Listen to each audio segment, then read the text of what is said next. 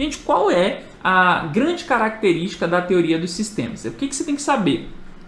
A teoria dos sistemas, gente, ela surge na biologia. A teoria dos sistemas, ela surge na biologia, foi desenvolvida lá por um biólogo, né? E a administração, ela se apropria de conhecimentos da teoria geral dos sistemas para explicar alguns fenômenos que acontecem dentro das organizações, dentro das empresas e dos órgãos públicos, né?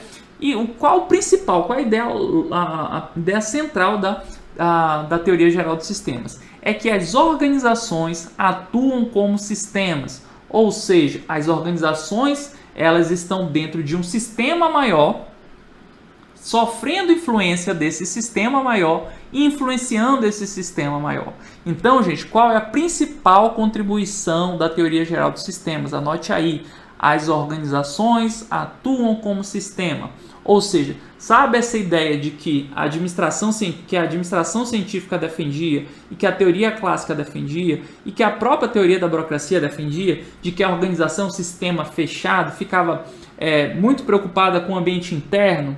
A teoria dos sistemas vem refutar, ela vem dizer, olha, a gente tem que olhar o contexto, a gente tem que olhar o mercado. Por quê? O mercado influencia o que acontece na empresa e a empresa também influencia o que acontece no mercado. Então, essa teoria de sistema fechado, que é muito marcante na administração científica e na teoria clássica, ela acaba sendo refutada, né, de forma muito enfática pela teoria geral dos sistemas, que vem dizer que as organizações são sistemas, tá bom? Então aí, só para a gente consolidar, sistema é um conjunto de elementos interdependentes que interagem de forma dinâmica para atingir um objetivo, operando sobre entradas e fornecendo saídas. Então essa ideia de que eu estou dentro de um sistema, então aqui eu estou influenciando o ambiente e o ambiente está me influenciando. Essa é a lógica dos sistemas. E as organizações, então, são vistas como sistemas orgânicos, sistemas abertos, ou seja, sistemas que estão interagindo o tempo todo com o mercado, né? Outra ideia central da teoria dos sistemas é que os sistemas estão submetidos à autorregulação regenerativa interna, denominada de homeostasia, né? Então, todo sistema ele está sujeito a essa homeostasia, né? O que seria isso? Seria a volta ao seu estado original, né? Vamos dizer assim, vamos explicar isso de uma forma um pouco mais clara.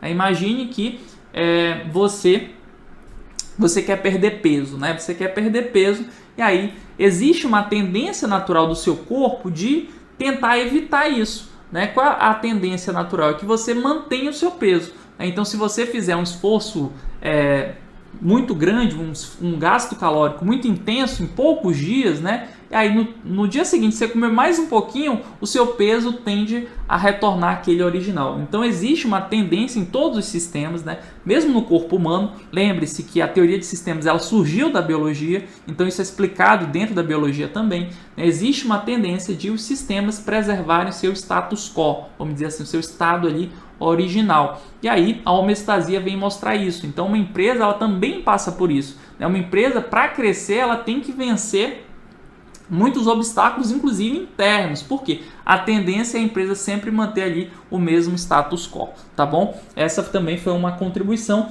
que é da teoria geral dos sistemas, que é o que a gente chama de homeostasia, tá bom?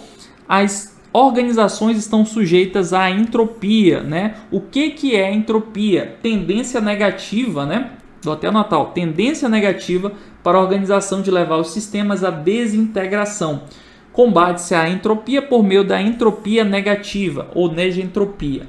Gente, a teoria geral de sistemas vem dizer isso também, que as organizações elas estão sujeitas à entropia. Isso acontece com o nosso corpo, né? Todo dia nosso corpo está envelhecendo, ele está se conduzindo para a deterioração, né? Então, nossas células estão aí envelhecendo a cada dia, a cada instante, né? Então, nosso corpo vai o quê? Perdendo força. É isso que vem dizer a entropia. Então, entropia é um fenômeno que acontece em qualquer sistema, ou seja, acontece no nosso corpo, acontece nas empresas, e é um fenômeno ruim, né? A tendência negativa de um sistema conduzir à deterioração, né? Então, nosso corpo passa por esse fenômeno também. E como é que a gente ataca ou diminui, ou pelo menos evita um pouco a entropia? por meio da entropia negativa. Então, como é que eu evito um pouco o envelhecimento do meu corpo?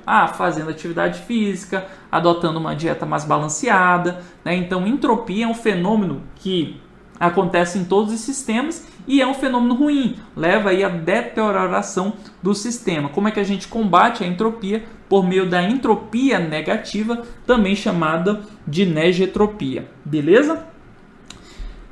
Outro conceito interessante da teoria dos sistemas é que um sistema pode atingir uma mesma finalidade por meio de diversos caminhos. Esse é o conceito de equifinalidade, tá? Equifinalidade.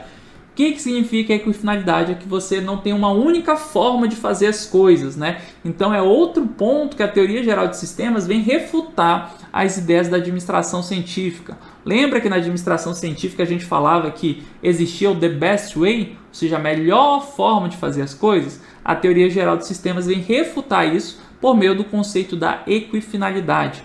O que diz a equifinalidade? Vem dizer que existem várias formas de você atingir o mesmo objetivo. Tá bom? Esse é um conceito também da teoria de sistemas. Outro conceito é o que a gente chama de morfogênese, que é a capacidade de mudar e de se adaptar ao ambiente. Então, a teoria de sistemas ela defende a ideia de que uma empresa consegue sim se adaptar, consegue inovar, consegue atender às novas necessidades do mercado. E isso é explicado pela morfogênese. Então, o que é a morfogênese? Capacidade de se adaptar. Por fim, saiba que a teoria dos sistemas ela adota o conceito de homem funcional. Lembra lá que a teoria da administração científica e a teoria da teoria clássica, né, dizia que o homem era econômico, ou seja, o indivíduo, a única motivação do indivíduo era a financeira. É essa a ideia do homem econômico, né? A teoria dos sistemas, a abordagem sistêmica, adota o conceito de homem funcional. Então anota aí, teoria geral dos sistemas adota o conceito de homem funcional. Qual é a ideia por trás do homem funcional? A ideia é que um mesmo indivíduo ele pode exercer diferentes funções em diferentes sistemas. Então eu, Marcelo, por exemplo, exerço o papel, a função de auditor do Estado lá na CGE. Então eu exerço ali o papel, um conjunto de atividades, um conjunto de funções dentro daquele sistema, que é o meu órgão onde eu trabalho. O mesmo Marcelo, o mesmo indivíduo, ele exerce um conjunto de funções na condição de professor. Então, enquanto eu estou exercendo o papel de professor, eu realizo um conjunto de funções dentro desse sistema que eu opero como professor.